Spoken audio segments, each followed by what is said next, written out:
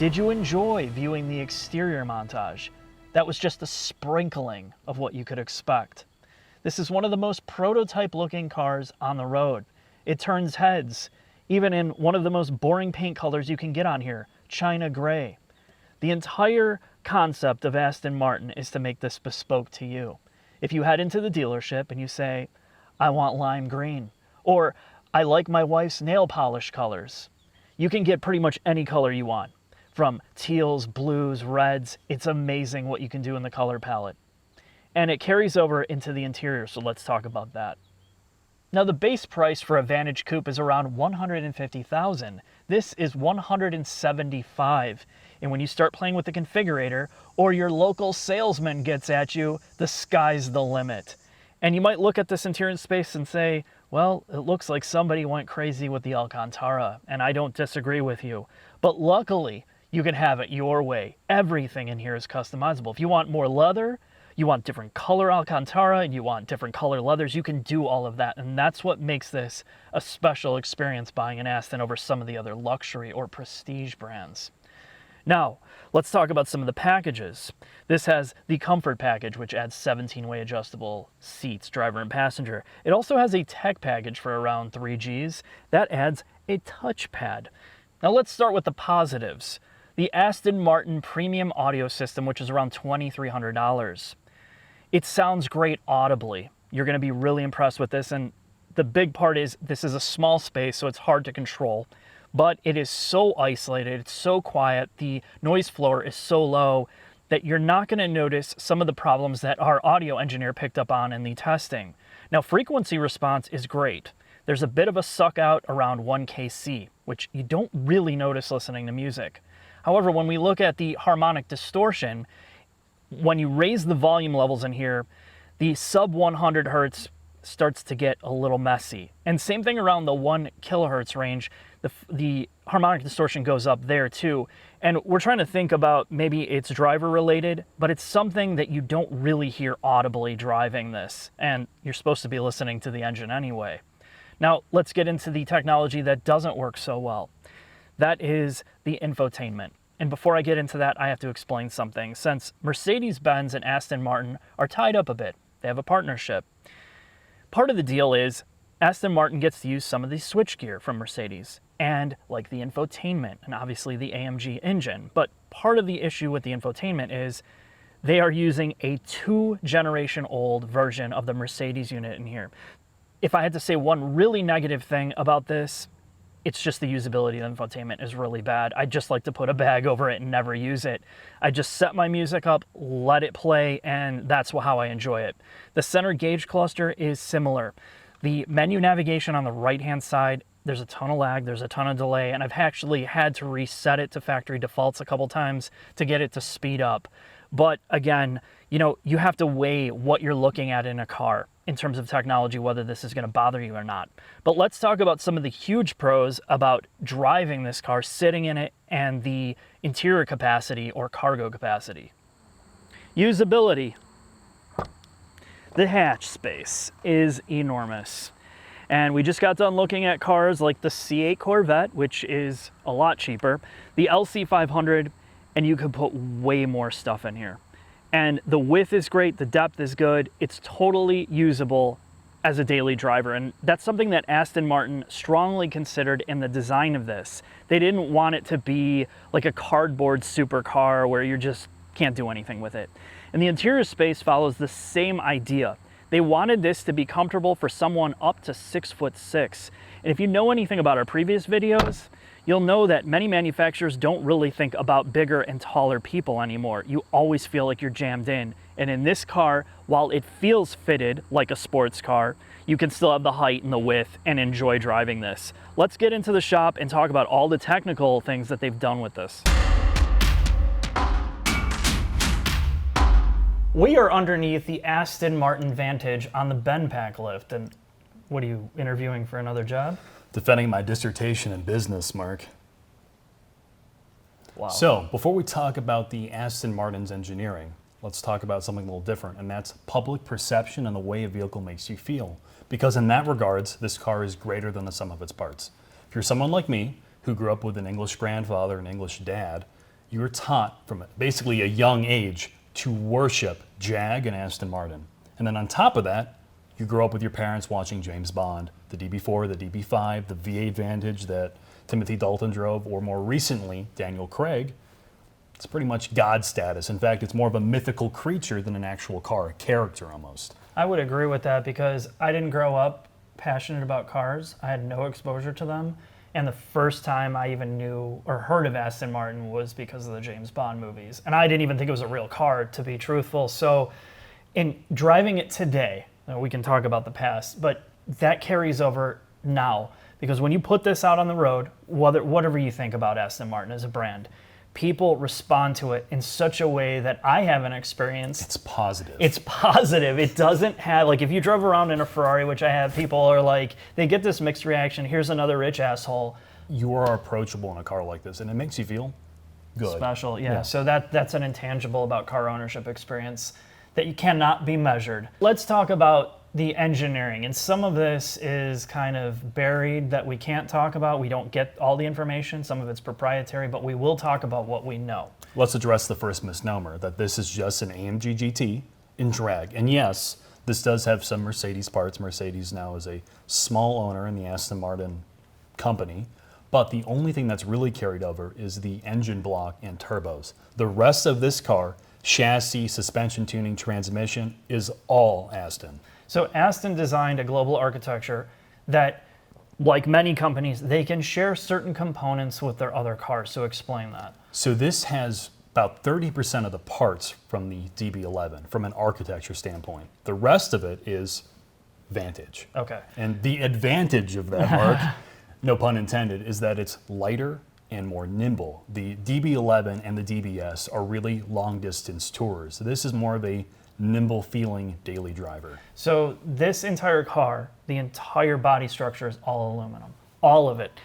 With the exception, I believe, of the trunk lid, which is like a carbon composite. I don't know. Yeah, I think it's a fiberglass composite, but that's the only thing. The suspension, your subframe carriers that house all the suspension components, the engine cradle, and in the back, the subframes are aluminum. We have double wishbone in the front with adaptive dampers. Now, the damper control is all Aston tuned, and they have some fancy marketing for it. Skyhook. Okay. In fact, this whole car, Mark, was actually designed by a former engineer, Matt Becker, from Lotus. At least the suspension. Yes. The suspension. So Matt Becker worked for Lotus for a long time, I think over 15 years. And Lotus did a lot of contract work. They obviously were not making a lot of cars. No. And so a lot of the ways that they made money was consulting work. And they would hire out Matt to companies like Hyundai. When they released their Genesis G80 in 2015, or well, before that, during the development, Hyundai had a real problem with setting up suspension. So they brought in Matt. He helped to tune the dampers to teach them linearity, and that's how he sets up cars. Now, this is still more of a European tuned car. So it's a little firm, but Correct. It's not punishing. This was designed as a daily driver. That was supposed to feel nimble and fun. And one of the ways he accomplished that is it is a very, very quick steering ratio. 2.5 turns lock to lock. And that helps to hide weight and size, which it does, but we'll talk about that in the driving part. This has a ZF torque converted automatic, which is a transaxle unit in the back. However, you can get a 7-speed dogleg manual, which is amazing for many, many reasons, but it's more than just adding a manual transmission. They have to change the way the brakes are set up, which are AP racing brakes, and the differential gets changed. So with that, you want to head to the back? Yeah, let's take a look. In the back, you're going to notice some aluminum plates, more smoothness for airflow, and this diffuser that is plastic. You also have aluminum side skirts here. But the big thing to talk about is the transmission or transaxle. So you, as we mentioned earlier, had the option of a 8-speed ZF, which is fine. It's the traditional ZF that you find in everything. Or you can get a Gratiano-built 7-speed dogleg manual. And that not only changes the whole characteristic of the car, because the suspension tuning changes, the Bilstein dampers get reprogrammed, and the rear spring rates and the rear sway bar gets about 22% stiffer. So I would think that that would make it even more fun to slide about. And I think in terms of character of this car, if one thing, which again we'll talk about. It suits my personality yes, very well. If you're more of a monkey, that's probably going to help it because this car is very, very refined to drive with the automatic. And some of that has to do with the ELSD that's in the back, Jack. Which is a first for Aston Martin. In fact, this is their probably most unique thing about this car, coming from the prior generation Aston. And this is the best configured ELSD I've ever felt. In, say, the C7 and the C8, all that's trying to do is maximize your grip.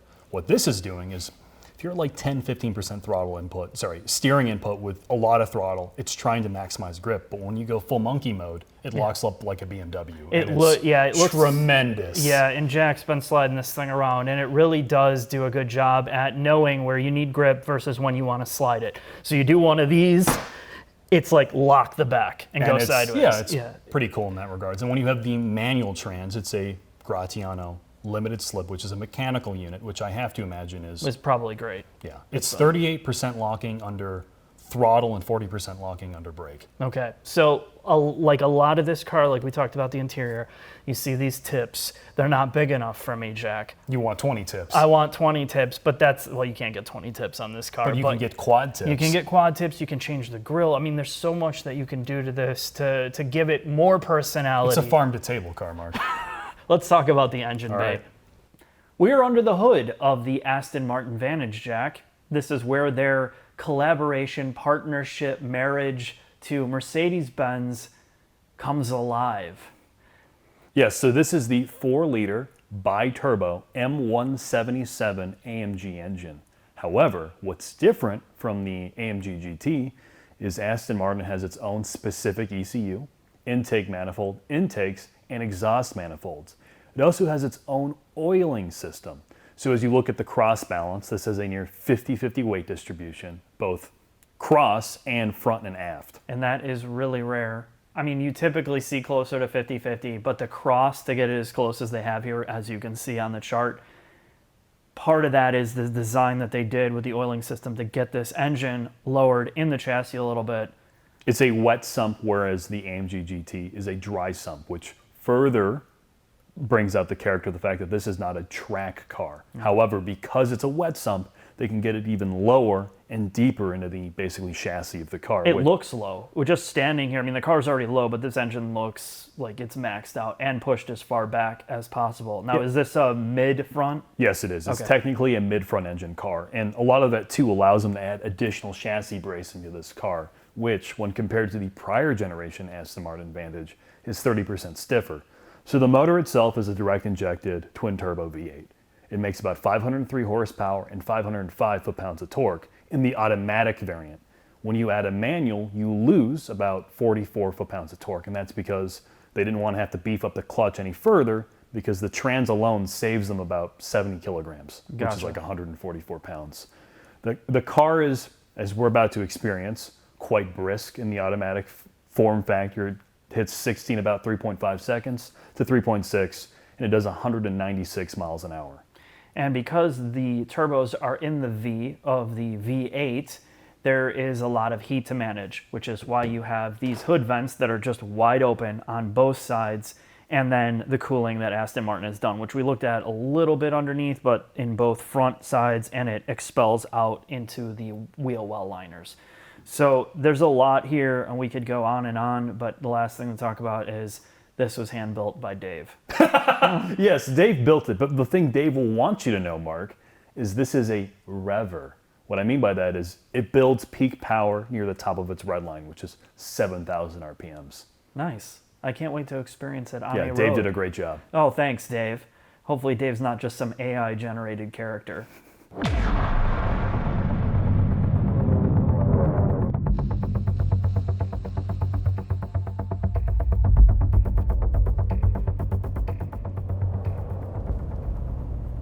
Aston Martin. All right, Mark.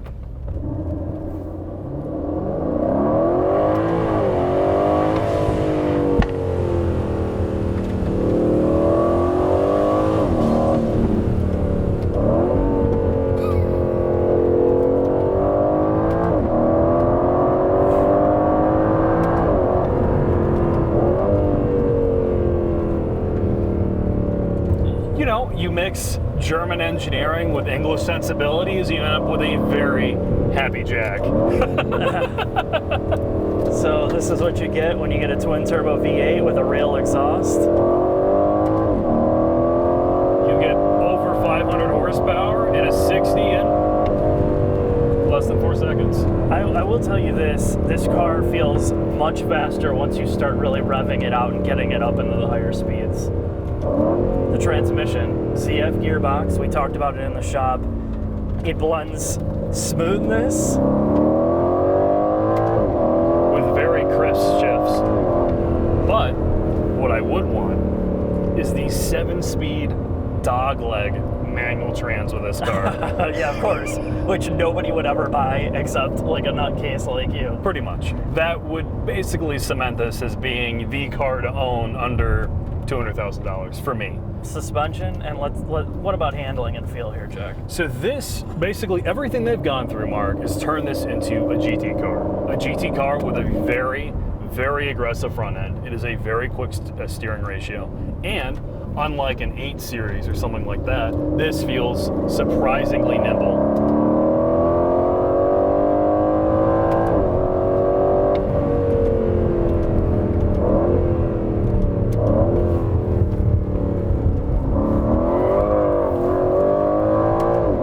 And it does that. Part of the steering quickness that they've designed into this is to make the car feel smaller than it really is.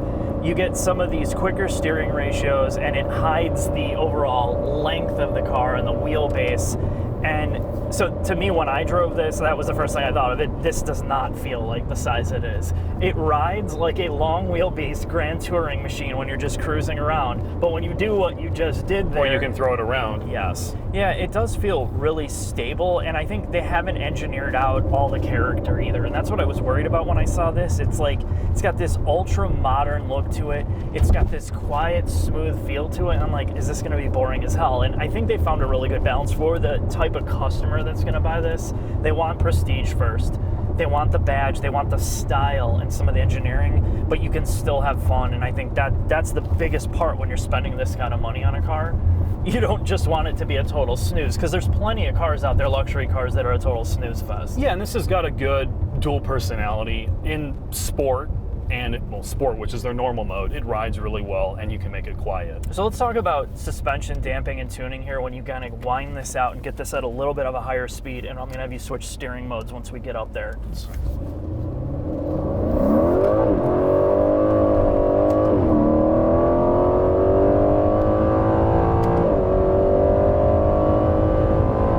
Okay, so once you get it up there in track mode, and we're not on the most perfectly smooth pavement, but it really reduces that lift effect in track. So if you're on smooth pavement at higher speeds, this does a really good job with compression and rebound, where you don't feel unstable. Now switch it over to your regular sport mode. This brings it back down to regular driving. You still have a lot of control in the suspension. You don't get a ton of float, but it's just firm enough, and I feel like this is very more European tuned than American tuned. Yeah, you know? It wasn't really meant for our style payment, but nor is it Porsche, but it does a reasonable job at it. I do think you could drive this every single day. You could drive it every day, and I think the main thing is when you go from your regular damper settings all the way to track, there is a noticeably large difference between the polar extremes. So it does get very firm for like high speed driving, and then you can get more into a comfort mode, which I still think is a little bit on the firm side for American roads like this. We just got out of the LC500. The 2021 made some major suspension and damping revisions. That car is like American tuned. It's super soft. You glide over everything. This, you still feel pavement. And, you know, again, that's what you're getting in an Aston Martin. Yeah, and on that note, when it comes to the buyers of this car and what it competes against, this is a expensive car. I'm not going to try to make a value proposition. It's about $150 starting, and as tested, $179, which is a lot of money. But what this car competes against, according to Aston Martin, what they've tuned it to compete against, is a Carrera S. Okay. Which is cheaper, but not much cheaper. A Carrera S, which we're going to test here shortly, the 992, you can balloon that price to 150 grand. That's nuts. That's absolutely nuts. And I think you're still getting the personality. You're getting a lot of things that I'm going to talk about in the final thoughts, Jack. All right.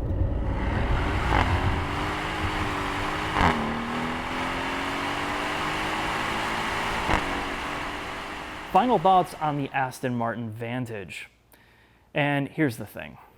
You have to take in account the price tag.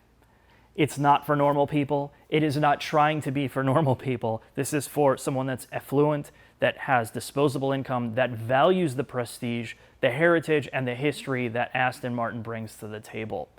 You also have to factor in its manufacturing process. This is a car that's not going through some mass production cycle. It's a limited production car that has tons of hand assembly and human quality control checks. So that's what allows them to make it more bespoke or customizable for that end user that needs that. Their factory is pristine, and you can see there's a lot of pride that goes into producing this.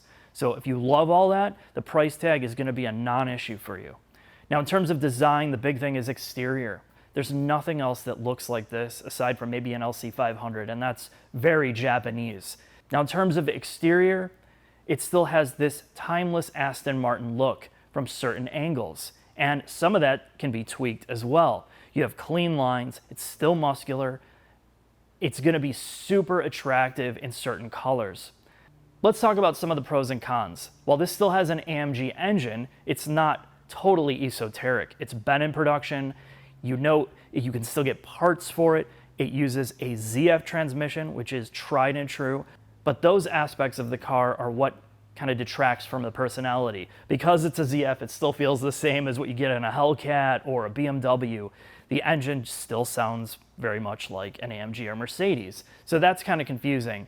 But the days of that crazy sounding, naturally aspirated engine that we all love is kind of disappearing, and this is just the future of cars, so we have to get used to it. The interior space as a pro is enormous for a larger person. It's a great fitted cabin. But the negative parts are you got some carryover Mercedes stuff in terms of technology, and it drags it down. Hopefully they can allocate some budget and money for kind of improving that in the future. As it stands, this is an extremely unique vehicle that's not designed for everyone, and that is what makes it so attractive. But again, if you could swallow the price tag and you love it, just go out and buy it. You're really going to enjoy this. Thanks for watching. I'll see you next time.